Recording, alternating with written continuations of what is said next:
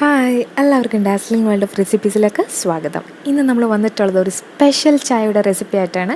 നല്ല രുചിയും മണമുള്ള ഒരു അടിപൊളി ചായയുടെ റെസിപ്പിയാണ്. നമ്മൾ സാധാരണ ചായയൊക്കെ കുടിച്ച് മടുത്തിരിക്കുമ്പോൾ നമുക്ക് കുറച്ച് വ്യത്യസ്തമായിട്ടൊരു ചായ ട്രൈ ചെയ്യണമെങ്കിൽ ഇത് തീർച്ചയായിട്ടും കഴിച്ചു നോക്കണം. നല്ലൊരു കിടിലൻ ചായയാണ് കേട്ടോ. ഇതിൽ നമ്മൾ ഒരു സീക്രട്ട് ഇൻഗ്രീഡിയൻറ്റ് കൂടി ചേർക്കുന്നുണ്ട്. അതെന്താണെന്ന് അറിയാൻ വേണ്ടിയിട്ട് നമ്മൾ വീഡിയോൻ്റെ ലാസ്റ്റ് വരെ ഒന്ന് വെയിറ്റ് ചെയ്യണേ.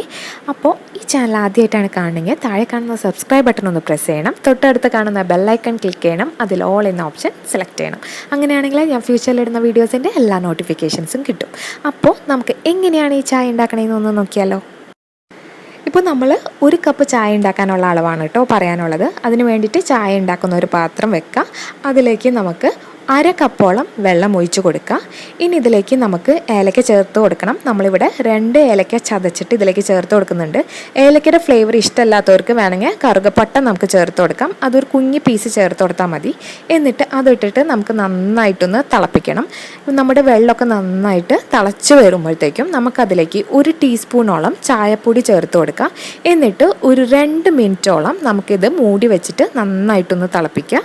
ഇപ്പോൾ ഒരു 2.5 മിനിറ്റ് കഴിഞ്ഞിട്ടുണ്ട്. നമ്മുടെ ചായ നന്നായിട്ട് തിളച്ചുകൊണ്ടിരിക്കുന്നുണ്ട്. ആ ഏലക്കയുടെ ഫ്ലേവറൊക്കെ ശരിക്കും ഇറങ്ങിയിട്ടുണ്ട്. ഇനി നമുക്ക് ഇതിലേക്ക് ഒരു 1/4 കപ്പോളം പാല് ചേർത്ത് കൊടുക്കുന്നുണ്ട്. എന്നിട്ട് നമ്മൾ ഇതെല്ലാം കൂടെ മിക്സ് ചെയ്തതിന് ശേഷം ഇത് നന്നായിട്ട് നമ്മളൊന്ന് തിളപ്പിക്കണം. ഇപ്പോൾ നമ്മുടെ പാലും നന്നായിട്ട് തിളച്ച് വന്നിട്ടുണ്ട്.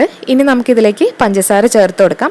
അപ്പോൾ നമ്മുടെ മധുരം അനുസരിച്ച് നമുക്ക് പഞ്ചസാര ചേർത്ത് കൊടുക്കാം. അപ്പോൾ നമ്മളിവിടെ ഒരു 2.5 ടീസ്പൂണോളം പഞ്ചസാര ചേർത്ത് ഇളക്കി നന്നായിട്ടൊന്ന് തിളപ്പിക്കുന്നുണ്ട്. അപ്പോൾ ഒരു 2 മിനിറ്റും കൂടെ ഇങ്ങനെ ഇട്ടിട്ട് നന്നായിട്ടൊന്ന് തിളപ്പിക്കണം. അപ്പോൾ ഇതേപോലെ ഒരു തവി എടുത്തിട്ട് നമ്മൾ കണ്ടോ ഇതേപോലെ ഒന്ന് ആക്കി കൊടുക്കണം. അപ്പോൾ നമ്മുടെ ചായക്കൊക്കെ നല്ല ടേസ്റ്റ് ആയിരിക്കും. അതായത് ഇതേപോലെ നമ്മൾ ഇങ്ങനെ ചായ അടിക്കും എന്നൊക്കെ പറയില്ലേ, അതുപോലെ തന്നെ ഈ തിളയ്ക്കുന്ന സമയത്ത് തന്നെ നമ്മൾ ഇതുപോലെ ഒരു തവി എടുത്തിട്ട് ഇങ്ങനെ ഒന്ന് ചെയ്ത് കൊടുത്താൽ മതി. അങ്ങനെ 2 മിനിറ്റും കൂടെ കഴിഞ്ഞിട്ടുണ്ട്. നമ്മുടെ ചായ ഇവിടെ റെഡി ആയിട്ടുണ്ട്. ഇനി നമ്മൾ ഇത് വേറൊരു പാത്രത്തിലേക്ക് നമുക്ക് അരിച്ച് ഒന്ന് ഒഴിച്ചു കൊടുക്കാം. അപ്പോൾ നമ്മൾ ചായ അരിച്ചിട്ട് വേറൊരു പാത്രത്തിലേക്ക് മാറ്റിയിട്ടുണ്ട്. ഇനിയാണ് നമ്മുടെ സീക്രട്ട് ഇൻഗ്രീഡിയൻറ്റ് വരാൻ പോകുന്നത്. ഇനി നമ്മൾ ഇതിലേക്ക് ഒരു 2-3 ഡ്രോപ്സ് ഓഫ് വാനില എസൻസ് ചേർത്ത് കൊടുക്കാം. അപ്പോൾ എന്നിട്ട് നമ്മളിതെല്ലാം കൂടെ നന്നായിട്ടൊന്ന് യോജിപ്പിച്ചെടുക്കുക. അങ്ങനെ നമ്മളുടെ സ്പെഷ്യൽ ടീ ഇവിടെ റെഡി ആയിട്ടുണ്ട്. നല്ല ടേസ്റ്റി ആയിട്ടുള്ളൊരു ടീ ആട്ടോ.